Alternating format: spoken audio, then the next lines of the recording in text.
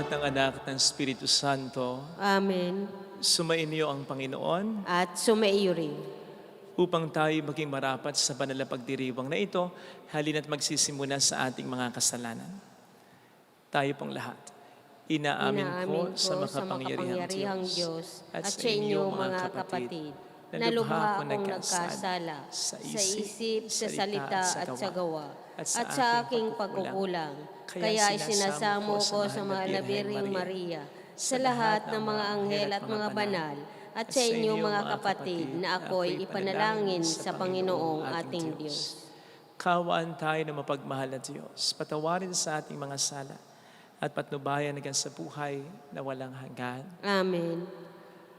Panginoon, kaawaan mo kami. Panginoon, kaawaan mo kami. Kristo, kaawaan mo kami. Kristo, kaawaan mo kami. Panginoon, kaawaan mo kami. Panginoon, kaawaan mo kami. Iyuko natin ang ating ulo, ibulong sa Panginoon ang ating intensyon. Sama ng intensyon ng mga tumutulong sa ating simbahan at ng mga kababayan natin sa ibang bayan. Manalangin tayo. Ama naming makapangyarihan, Ikaw ang lumikha at tagapamahala ng lahat ng umiiral. Tunghayan mo kami upang ang iyong away aming maranasan at pagkaloob mong Ikaw ay aming wagas na mapaglingkuran. Sa pamamagitan ni Jesucristo, asama ng Espiritu Santo, magpasa walang hanggan. Amen. Magsiupo na po ang lahat. Ang salita ng Diyos mula sa unang sulat ni Apostol San Pablo kay Timoteo. Pinakamamahal, ituro mo't ipatupad ang mga bagay na ito. Sino mang nagtuturo ng iba kaysa rito at di sang-ayon sa salita ng Panginoong Hesukristo at sa mga aral tungkol sa kabanalan, ay nagyayabang ngulit walang nalalaman. Sakit na niya ang manuligsa at makipagtalo tungkol sa mga salita, bagay na humahantong sa inggitan, alitan, kutyaan, at pagbibintang. Mahilig din silang makipagtalo sa mga liko ang pag-iisip, at di kumikilala sa katotohanan. Mga taong nag-aakala na ang relihiyon ay paraan ng pagpapayaman. Kung sa bagay, malaki nga ang mapakinabang sa relihiyon kung ang tao'y marunong masiyahan.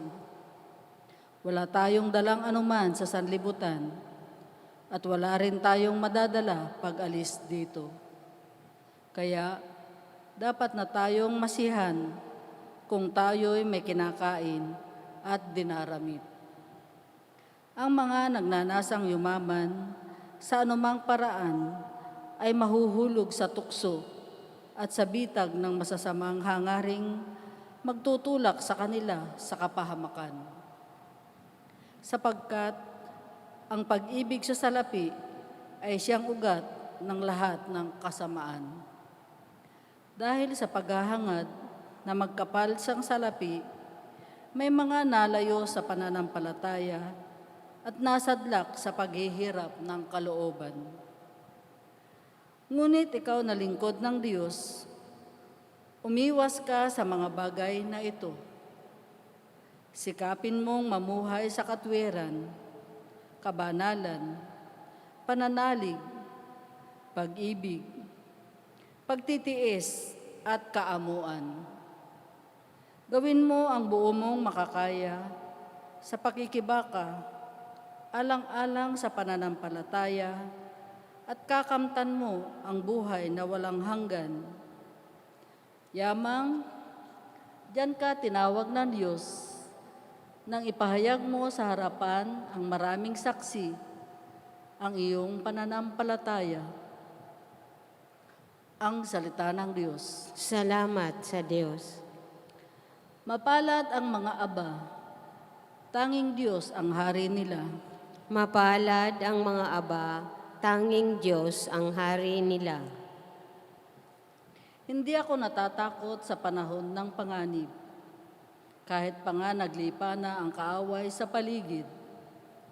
Mga taong naghahambog na sayaman nananalig, dahil ang sayaman nila'y tumaas ang pag-iisip. Mapalad ang mga aba, tanging Diyos ang hari nila. Hindi kaya ng sinumang ang sarili ay matubos. Hindi kayang mabayarat, tubusin sa kamay ng Diyos. Ang bayad sa kanyang buhay ay halagang sakdal taas. Gaano man ang halagang hawak niya ay hindi sapat. Mapalad ang mga Hindi aba. siya, upang siya ay mabuhay ng hindi na magwawakas at sa labi ng libingan ay hindi na mapasadlak. Mapalad ang mga aba, tanging Diyos ang hari nila. Di ka dapat na matakot, ang tao man ay yumaman. Lumago man ang lumago, yaong kanyang kabuhayan. Hindi ito madadala kapag siya ay namatay. Ang yaman ay hindi niya madadala sa libingan. Mapalad ang mga aba, tanging Diyos ang hari nila.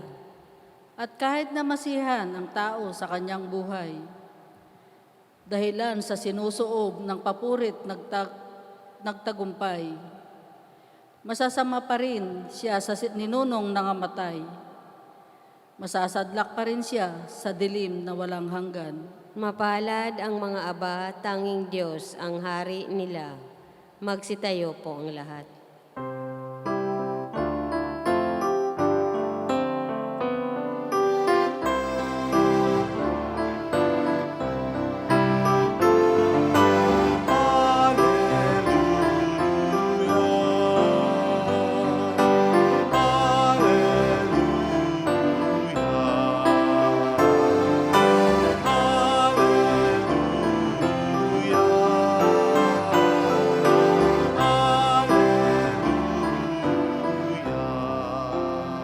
Sumainyo ang Panginoon. At sumaiyo rin. Ang mabuting balita po ng Panginoon ayon kay San Lucas. Papuri sa iyo, Panginoon. Noong panahong yon, nilibot ni Jesus ang mga bayan at nayon. Nangangaral siya at nagtuturo ng mabuting balita tungkol sa paghahari ng Diyos. Kasama niya ang 12 at ilang babaeng pinagaling niya sa masamang espiritu at mga karamdaman. Si Maria, na tinatawag na Magdalena, mula sa kanya 7 demonyo ang pinalaya. Si Juan, ang asawa ni Cusa, nakatiwala ni Herodes. Si Susana at marami pang iba. Ang mga ari-arian nila ang tinustos nila sa pangangailangan ni Jesus at ng kanyang mga alagad. Mga kapatid, ang mabuting balita ng ating Panginoon. Pinupuri ka namin, Panginoong Hesukristo. Ang pag-ibig sa salapi ang siyang ugat ng lahat ng kasamaan. The love of money is the root of all evil. Isa ito sa pinakapamilyar tayong sipi sa Biblia. Kabisado natin ito sapagkat ginagamit natin ito madalas sa pangontra sa mga tao, maging sa sarili nating konsensya. Na kung minsan ay nagsasabi sa atin, tahasan man o hindi tahasan, na masyado na tayong partikular sa pera o mukhang pera. Ito ang ginagamit nating pangontra. Ay, hindi. Hindi masama ang pera. Okay lang ang pera. Ang masama ay ang mahalin, ibigin ng pera. Tama naman. Pero baka ginagamit lamang natin itong defense system sa isang sin na guilty na tayo. Hindi pa nga ba tayo umiibig sa pera?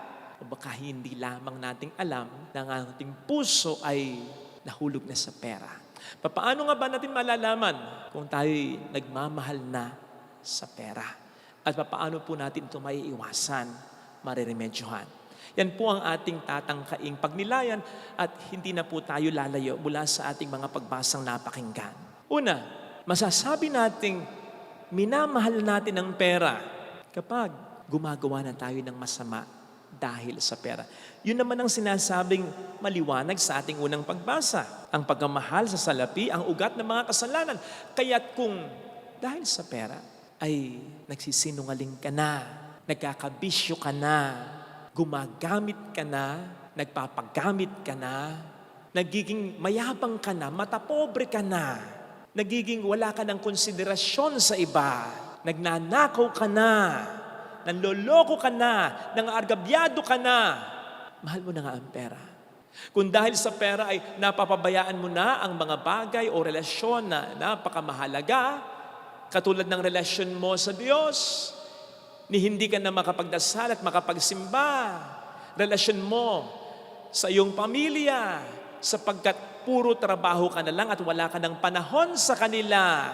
Relasyon mo sa iba, sa iyong kapwa-tao, sapagkat partikular ka na sa makukuha mo sa kanila, hindi sa maibibigay mo sa kanila. Ay, mukha ka ng pera. Minamahal mo na ang pera. And you are in a great danger.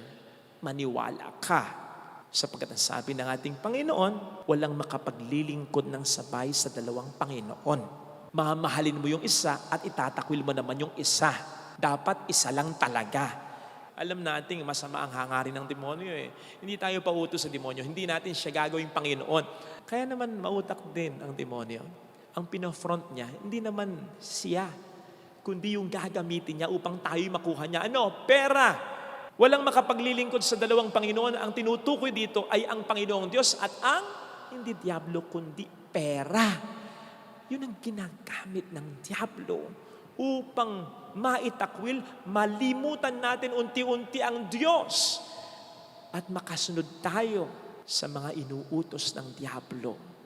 Nakawin mo na yan, kimkimin mo na yan, tago mo na yan, utakan mo na yan, lokohin mo na yan. Nako, umisip po tayo ng mga kasalanang matitindi. Siguradong may kinalaman dyan ang pera o yaman. Kaya nga madalas, kapag meron akong napupunan na umuunlad sa kabuhayan niya, sa karir niya, at ito'y kaibigan ko naman, talagang sinasabihan ko, huwag kang makalilimot sa Diyos. Kamakailan, meron akong inakbayan, mag-asawa pa, maganda ang takbo ng kanilang kabuhayan.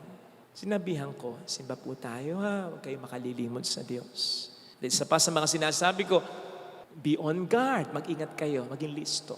Sapagkat pwedeng gamitin ng demonyo ang pera ninyo para sirain kayo at ang pamilya ninyo. Gaano man kayo kabait, gaano man kayo karelihiyoso, maging listo. Tingnan po ninyo si Haring David. O di ba ang tagal niyang pinrepare ng Diyos? And through the years, he was very obedient to God. Akalain mong nung siya na sa kapangyarihan na, may mga yaman na siya, kasi hari na siya. He was at the height of his power, of his career as king of Israel. Nahulog sa pagkakasala. Nakiapid na, nagpapatay pa. Ay, ang mga matitinding kasalanan na yan, hindi magkagawa ni David yan. Lalo pa dati, nung wala pa siyang pera at kapangyarihan. No wonder ang ating Panginoon, ang siya'y magkatawang tao, hindi niya pinili na maging mayaman. Tumawag siya ng mga kaalagad na mga mangingisda lamang. Bagamat meron siyang mga kaibigan na mayaman, hindi siya frequently nakipag-associate sa mga yan. Pinili niyang maging mahirap lang. Bagamat, para kay Kristo, hindi masama ang yaman. Marahil ito'y upang ipakita sa atin na mas maganda pa talagang maging mahirap o maging sakto lang sa pera. According lang sa ating mga pangangailangan. Basta, wag magkakasakit. Ayos na yan. Wag lang sobra-sobra. Sapagkat parang pinapakita sa atin ng ating Panginoon na bagamat hindi masama ang pera, malaking tukso ang pera. Sapagkat with money, with wealth comes power, influence, fame, popularity, comfort in life, which are basic ingredients for us to become far from and even to forget God. Nagbibigay kasi ang maraming pera ng ilusyon sa atin na kaya na natin ng lahat. Kaya nga mayroon tayong kasabihan, money makes the world go round. Pinapaikot ng pera ang mundo, or the world revolves around money. Umiikot ang mundo sa pera. Nako, wag po tayong palinlang sa ilusyon na yan. Sapagkat tandaan po natin yung sinasabi ng ating Panginoon sa Psalm 50:12. The world is mine and all it contains. Ang mundo ay sa akin at ang lahat ng nariyan diyan. Kasama na ang buhay natin, ang pera natin, ang kapangyarihan natin, anuman ang pinangahawakan natin. Hindi sa atin lahat yan. Kung sa atin ang ating buhay, edi sana hindi tayo mamamatay. Kung ayaw nating mamatay, kung sa atin lahat ng ating makukuhang pera, bagamat pinaghirapan natin ito, edi sana nadadala natin yan sa hukay. Madala man natin yan sa hukay. Bumilang ng kahit isang siglo pa, hukay niya, nandun pa rin yan. Mawawala ang ating katawan, pero nandun yung pera. O halimbawa, yung ginto, yung pilak na iniwan, hindi natin madadala yan. So ibig sabihin, hindi talaga sa atin yan. Sa Diyos yan. mga tayo caretaker lang. And since we are caretakers of God, kailangan natin gamitin ang lahat ng pinagkakatiwala niya sa atin, ang buhay natin, ang kayamanan natin, in the way that is pleasing to Him. Yung makapagbibigay ng lugod sa Kanya. At yan po ang sinasabi sa atin ngayon ng ating mabuting balita naman, na pagpapahiwatig naman sa atin kung paano ang pagmamahal sa pera ay ating maiwasan o mareremedyohan. Ang sinasabi sa ating mabuting balita ay yung mga babae na may kaya, may pera, may mga ari-arian. Ginamit daw nila ang lahat ng iyan upang ipangtustos sa pangangailangan ni Kristo at ng mga alaga, upang tustusan ang ministeryo ni Kristo. Sa madaling salita, kung pinagagamit sa atin ng demonyo ang pera upang tayo makagawa ng masama, sa tulong ng Diyos, gamitin natin ang pera upang tayo makagawa ng mabuti para sa Diyos at para sa ating kapwa. We turn the table around.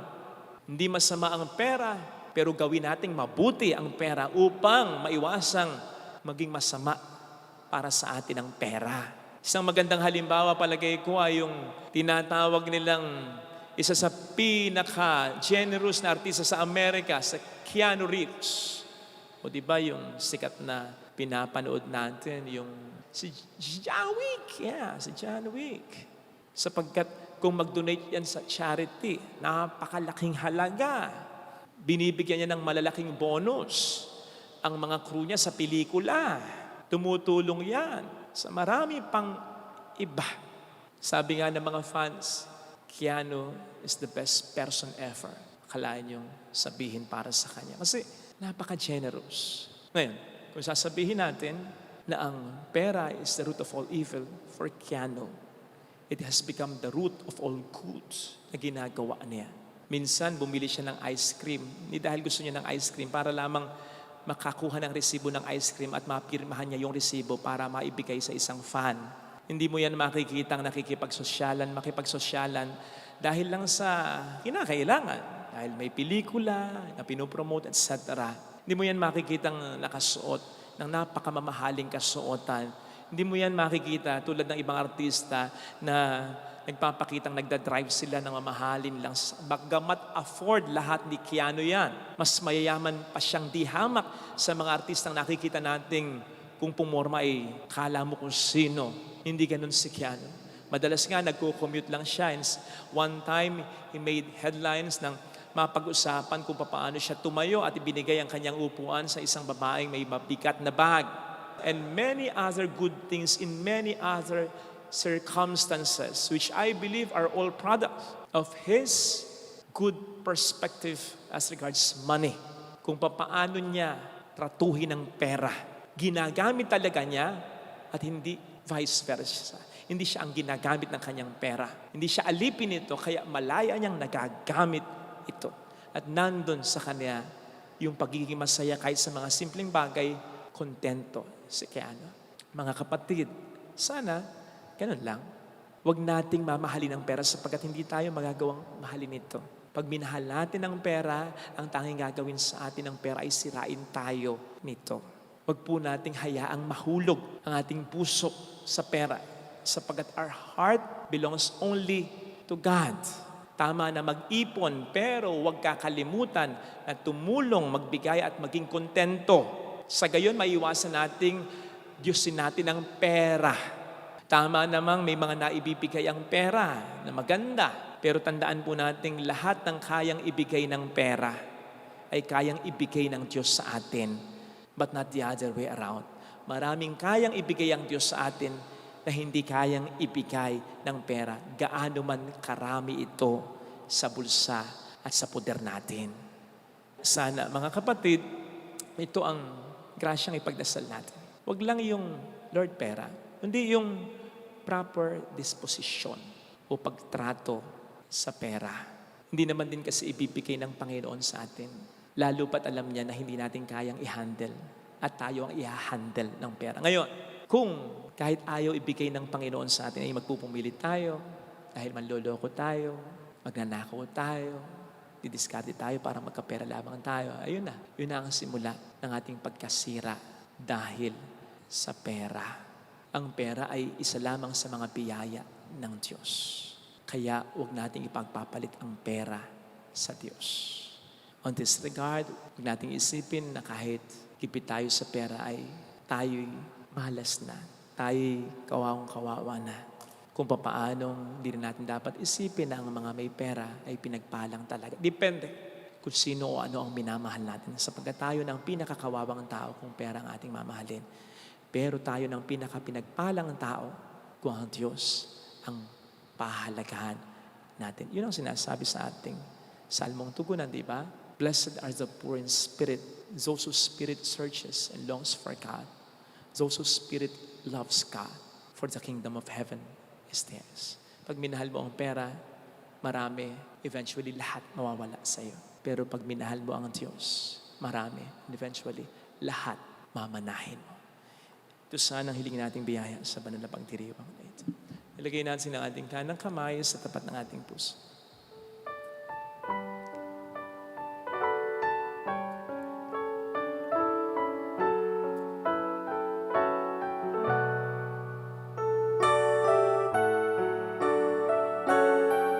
Awitin natin, alam kong may magagawa ang Diyos. Alam kong may magagawa Makapangyarihan siya. ang Diyos. Alam kong may magagawa ang Diyos. Alam kong Walang imposible sa may magagawa ang Diyos. kung ako'y magtatapat. Kung ako'y magtatapat Sa Kaniya'y maglilingkod. sa Kanya'y maglilingkod, Alam kong may magagawa ang Diyos. Hindi ako magdududa. may magagawa ang Alam kong diringhin ng Diyos ang samot sapagkat mahal niya ako. ng Diyos ang Kayamanan niya ako. Alam kong diringhin ng Diyos ang samot alam kong para sa akin na matay ang anak niya si Kristo. ang Gano'n ako kahalaga para sa Kristo. Kung ako'y magtatapat, kung ako'y magtatapat sa Kaniya'y maglilingkod. sa Kanya'y Alam kong diringhin ng Diyos ang samot. Higit natin ang ating mga mata. ang sa Panginoon, kami tulungan mo na huwag maghumon sa pera. Yes, tulungan mo po kaming makapag-ipon. Pero tulungan mo kaming magbigay at tumulong at mahalin ka o aming Panginoon higit pa sa aming mga perang iniipon. Panginoon, tulungan mo kami na kahit nagipit sa pera, makaramdam pa rin ng saya. Yung maramdaman namin na ikaw ay aming kasama, yung maramdaman namin na wala kaming inargabyadong tao, malinis sa aming konsensya, at yung maramdaman namin na nandun ang aming pamilya para sa amin, na bukod sa iyo ay kayamanan namin. Tulungan mo ko, Panginoon, na mangyari yun. Hallelujah! Purihin ang Diyos. Hallelujah! Pasalamatan natin. Siya ay muling babalik sa atin. Hindi niya tayo iiwan. Hindi niya tayo pababayaan. Paniwalaan natin. mabalik sa Hallelujah! Purihin ang Diyos. Hallelujah! Sa takdang panahon ay babalik ang Panginoon upang tayo ay muling tapat siya sa kaniyang mga pangako sa atin. Sabihin mo sa mayroong magandang mangyayari sa iyo. Higit pa sa inaasahan mo sapagkat mahal ka ng Diyos, silang pakatandaan mo. Seek ye first His kingdom and everything will be given you. Lahat ng pangangailangan mo, maaring hindi lahat ng gusto mo, pero alam ng Diyos kasi ang pinakakailangan mo.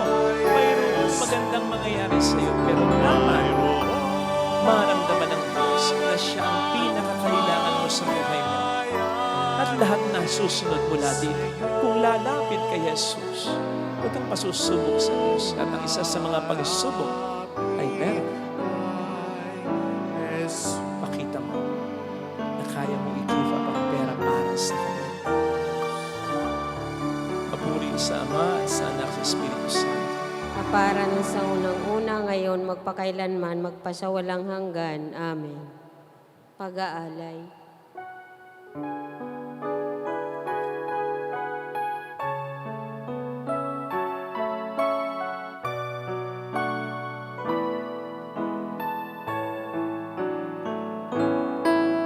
Nawa'y dalhin ng iyong anghel ang aming panalangin sa iyong labanan.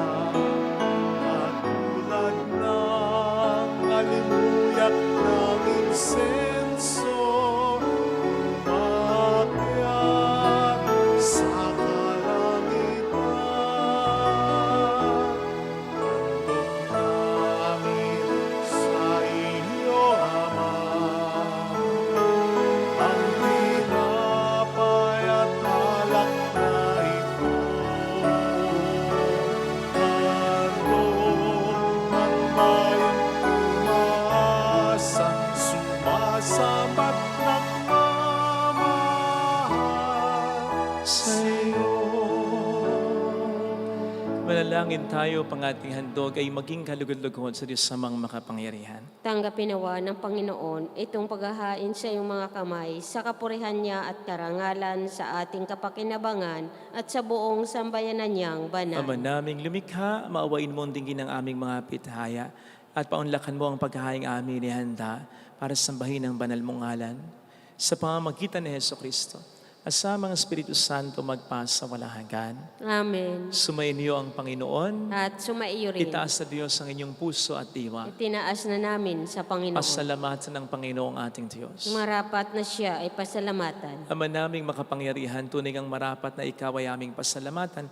Ikinalugod mong likhain ang sanlibutan na iyong pinagpapago at itinarangal sa pamamagitan ng iyong anak na kinalulugdan. Kaya't utang na loob ng iyong mga itinatangi at ng mga banal na kapiling mong lagi ang iyong paghiliw at kandili.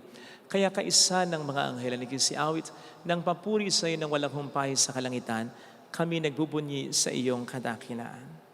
Santo, Santo, Santo, Panginoong Diyos ng mga hukbo, napupuno ang langit at lupa ng kadakilaan mo. Hosana sa kaitaasan, pinagpala ang naparirito sa ngalan ng Panginoon. Hosana sa kaitaasan. Ama naming banal, ikaw po ang bukal ng tanang kabanalan. Kaya't sa pamamagitan ng iyong Espiritu gawin mong banal ang mga kaloob na ito upang para sa amin maging katawan at dugo ng iyong anak at sa aming Panginoong Hesukristo. Bago niya pinagtiis ang kusang loob na maging handog, kinawakan niya ang tinapay, pinasalamatan kaniya, pinaghati-hati niya iyon. Iniabot sa kaniyang mga alagad at sinabi, tanggapin ninyong lahat ito at kanin. Ito ang aking katawan na iahandog para sa inyo.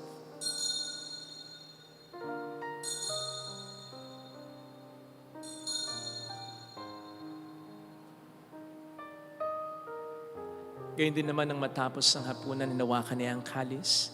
Muli kaniyang pinasalamatan. Iniabot niya ang kalis sa kaniyang mga alagad at sinabi, tanggapin ninyong lahat ito at inumin. Ito ang kalis ng aking dugo, ng bago at walang hanggang tipan. Ang aking dugo na ibubuhos para sa inyo at para sa lahat. Sa ikapagpatawad ng mga kasalanan, gawin niyo ito sa pag-alala sa akin.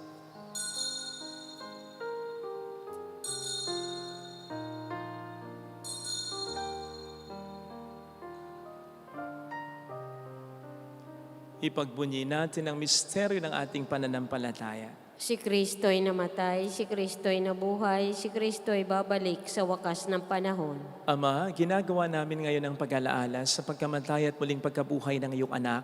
Kaya nialay namin sa iyo ang tinapay ng buhay at ang kalis ng kaligtasan. Kami nagpapasalamat dahil kami iyong minarapat at tumayo sa harap mo para maglingkod sa iyo. E sinasamo namin kami na magsasalo sa katawan at dugo ni Kristo ay mabuklod sa pagkakaisa sa pamamagitan ng Espiritu Santo.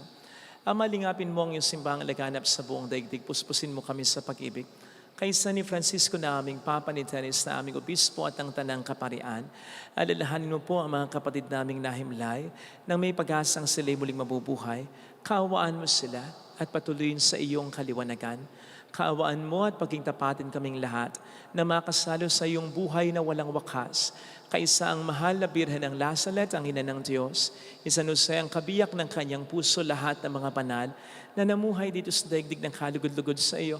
May pagdiwang nawa namin ang pagpupuri sa ikararangal mo sa pamamagitan ng iyong anak at sa aming Panginoong Heso Kristo.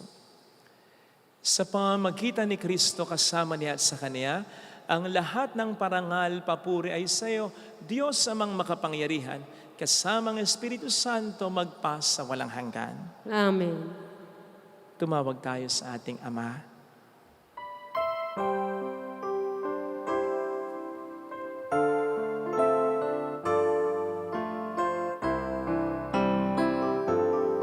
Ama namin, sumasalangit ka, sambahin ang ngalan mo, mapasa amin ang kaharian mo, sundin ang loob mo dito sa lupa para na sa langit. Bigyan mo kami ngayon ng aming kakanin sa araw-araw at patawarin mo kami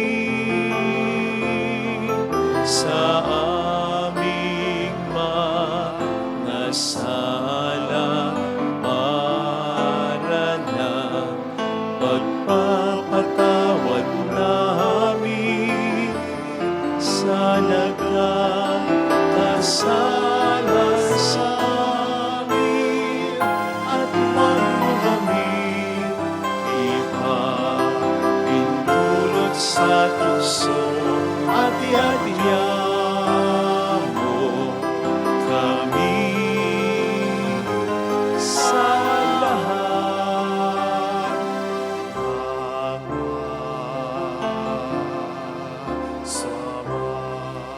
Inilig namin kami adya sa lahat ng masama, pagkalooban ng kapayapaan araw-araw, iligtas sa kasalanan sa kapahamakan samantalang aming pinaghahandaan ang dakilang araw ng pagkapahayag ng tagapagligtas namin sa Heso Kristo. Sapagkat iyo ang kaharian, ang kapangyarihan at ang kapurihan magpakailanman. Amen. Panginoong Heso Kristo, sinabi mo noon, sinasabi mo rin sa amin ngayon, kapayapaan ang iniiwan ko sa inyo, aking kapayapaan ang binibigay ko. Tungayin mo ang aming pananampalataya, wag ang aming pagkakasala. Pagkalooban mo kami ng kapayapaan at pagkakaisa, lalo na sa aming pamilya. Ano man po ang aming maging problema ayon sa iyong kalooban, kasama ang Espiritu Santo magpasa walang hanggan. Amen. Ang kapayapaan ng Panginoon ay sumainyo nawang lahat. At sumaiyo rin. Magbigayan tayo ng kapayapaan sa isa't isa. Kapayapaan po. Kordero ng Kordero Diyos, ng Diyos na nag-aalis ng mga kasalanan ng sanlibutan, maawa ka sa amin. Kordero ng Diyos na nag-aalis ng mga kasalanan ng sanlibutan, maawa ka sa amin. Kordero ng Diyos na nag-aalis ng mga kasalanan ng sanlibutan, ipagkaloob mo sa amin ang kapayapaan. Narito sa harap natin ng Panginoon ang ating buhay at kaligtasan. Mapalad tayong inaanayahan. Panginoon, hindi ako karapat-dapat na magpatuloy sa iyo, ngunit sa isang salita mo lamang ay gagaling na ako.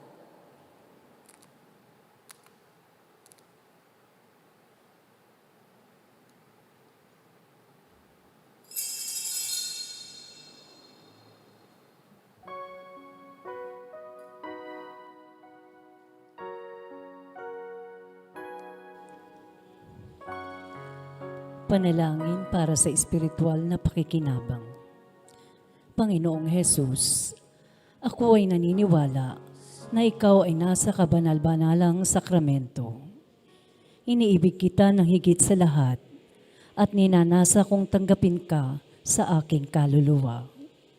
Sapagkat sa mga sandaling ito, hindi kita matatanggap sa sakramento. Tumuloy ka sa espiritu sa aking puso.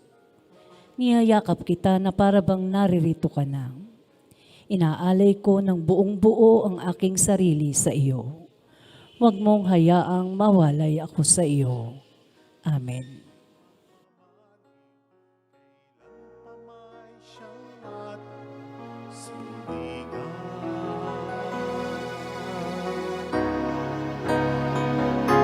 Sa bawat sandali ng aking buhay, bitawan siyang gabay. Sa oras ng lungkot pagkabig ko, ako'y muling binubuo. Bakit masakit ay iyong pinaharap?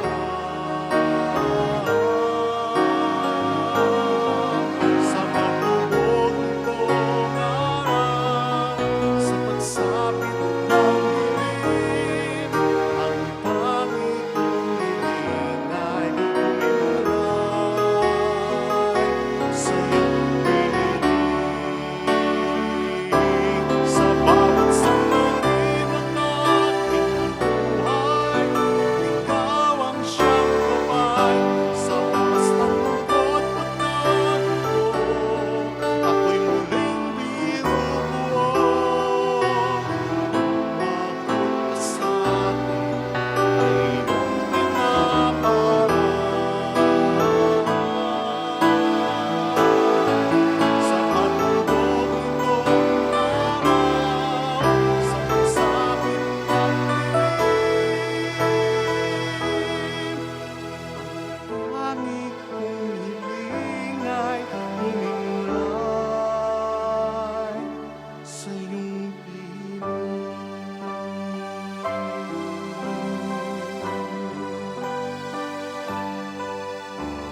Manalangin tayo.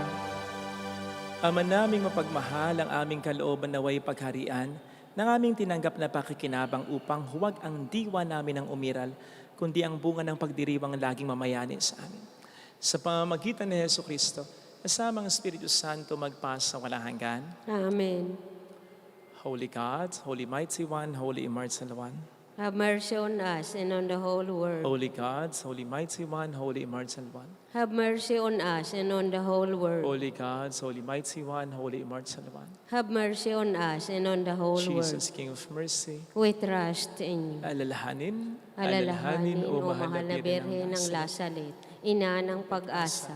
Ikaw ang nagpaalaala sa aming magbalik loob sa Ama. Ito ang nagpapatunay na ang kagandahang loob mo'y nanatiling busilak. Sa pag-aaruga mo sa amin, tungkulin mo'y tinupad. Sa paanan ni Kristo'y itinuring mo kaming mga tunay mong anak.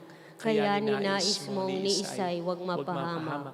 Maging sa iyong walang tigil na pananalangin, pati luhay pumatak.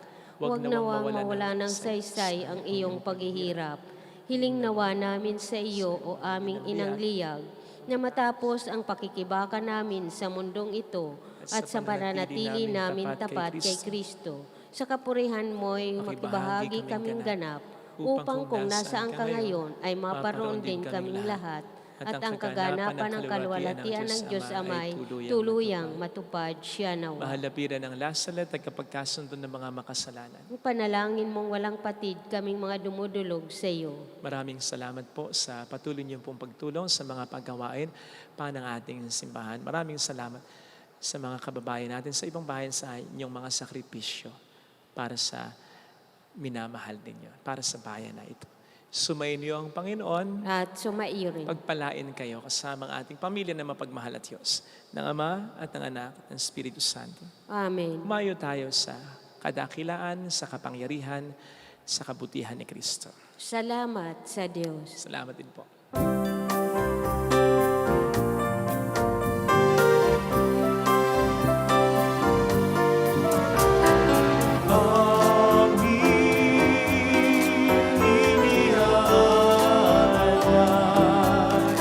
Ang pag-ibig na walang kapantay.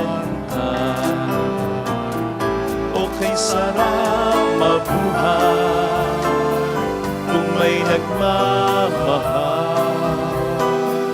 Pagmamahal na tunay at laging nalisay.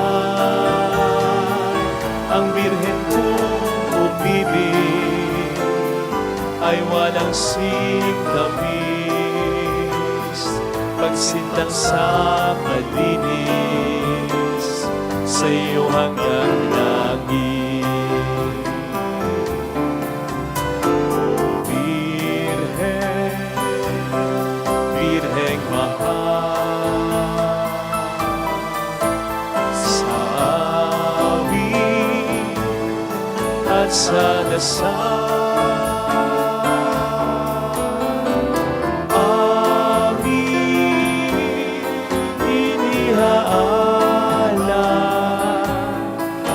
pag-ibig na walang haba.